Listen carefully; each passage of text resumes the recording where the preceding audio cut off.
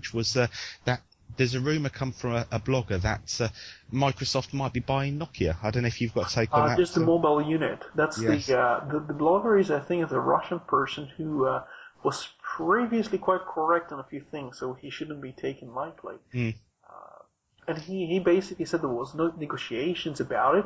And I saw an article from the British press where they contacted Nokia. And the conclusion there was that Nokia says, no way, this is completely unfounded. But despite that, the rumors and the speculations and everything in blogs carried on, despite the fact that there was a denial.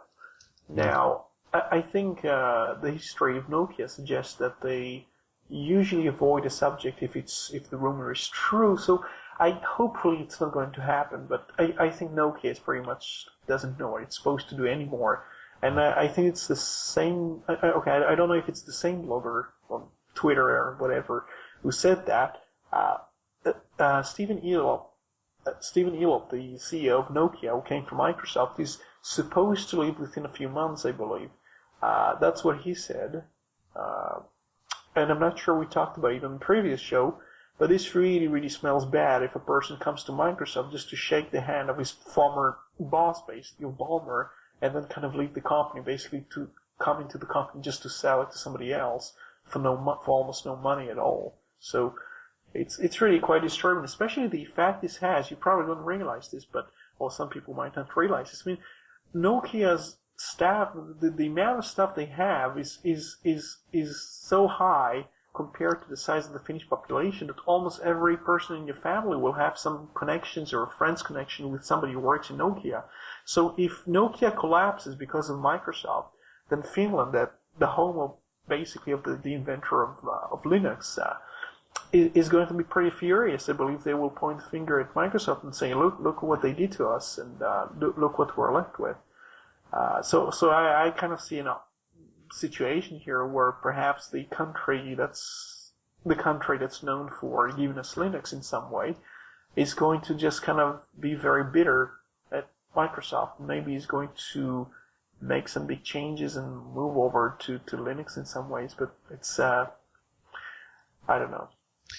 Well, moving on to more pleasant subjects than Microsoft. A couple of releases here for you, which aren't strictly Linux or free software related, but I think they're worth a mention.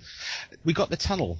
Now, this is a Creative Commons film that's been made, I believe, in Australia, and it follows the exploits of some reporters that go into the underground tunnels in New South Wales, I believe, and uncover or discover all manner of horrible things. It's a horror movie. It's released under a Creative Commons license, and it's available on the Bodo website. So you can download it now. It's free to share, free to download. You won't get anybody like ACS Law sticking a letter through your letterbox to say that you've been unlawfully sharing films. I haven't had a chance to properly watch it. I saw about the first 45 minutes of it, and then I was distracted with something else. But it's the production values are very high. It looks excellent, and I would encourage you to take a look and support the project. So that was that one. The other one I wanted to quickly mention, the Babylon project. Probably most listeners to this show will already know I'm a massive science fiction fan, and one of my favourite science fiction shows of all time was Babylon 5. There's a project called the Babylon Project, which is a space first-person shooter type game, flight sim sort of genre, and that's obviously available for Linux, and it's looking absolutely fantastic. The link will be in the show notes. I strongly suggest if you're a fan of Babylon 5 and a fan of space flight sims, you take a look at this, because it really does look impressive. I haven't had a chance yet to boot it up on the machine, but I certainly will do over the next few days, and no doubtedly be reporting back on OpenBytes or on this show as well to my experiences. So that was two releases that stuck out in my. Did you read about Migo 1.2, the Nokia Intel collaboration on a Linux platform mostly for phones originally, but they also were trying to use the mobile code base to do things like some notebooks or maybe even tablets. So that's out, which is a bit strange because Nokia is not really in a state where it supports fully the development of Migo. as far as I can tell. I think they also separated some parts of the company. So that's out, but there isn't much of a strong message about it. There isn't much of a marketing push for all I can tell. So I'm not very optimistic now about MIGO, unless of course LG, for example, and Intel do something with it and in fact produce some gadgets or whatever. They have to compete with both ARM and Android, which kind of work together hand in glove in some ways. But so that's one of the releases I thought about. But well, I suppose we could go for a song now and just carry on with a bit of a discussion at the end. The one I have today is called Blackout City, and it's from an artist that's called Anaman Gucci or something. I'll put it in the show notes. I kind of didn't remember.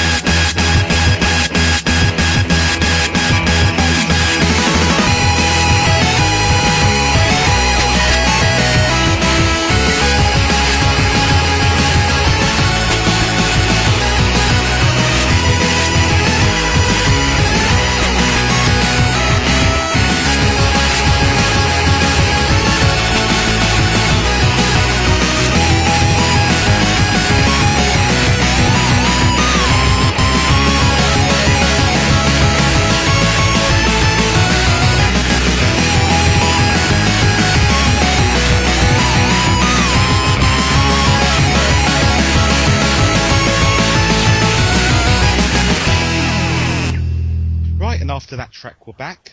Roy, if you want to start off the final segment of the show, then it's all yours. We have the Chromebooks. Do you know Joe Wilcox? He's a person I know. Maybe you can explain to us the history that you have with Joe. I wouldn't say I've got any history with Joe Wilcox, other than he used to write on the Microsoft Watch site. I was a regular reader of that. I think that the Microsoft Watch site itself went very much downhill when Joe Wilcox left. I believe he's an Apple user, or certainly he does use Apple machines a lot of the time. And he obviously runs his own site, and I believe he's on Beta News website now. Yeah, he's got his own blog somewhere. Yeah. I don't think many people follow that. I find I mean, he had his critics, but I found him a rather charming fellow. Yeah, he's been writing for ages. But many people, if they look back at CNET from back in the 90s, he used to write some really good articles. I didn't even realize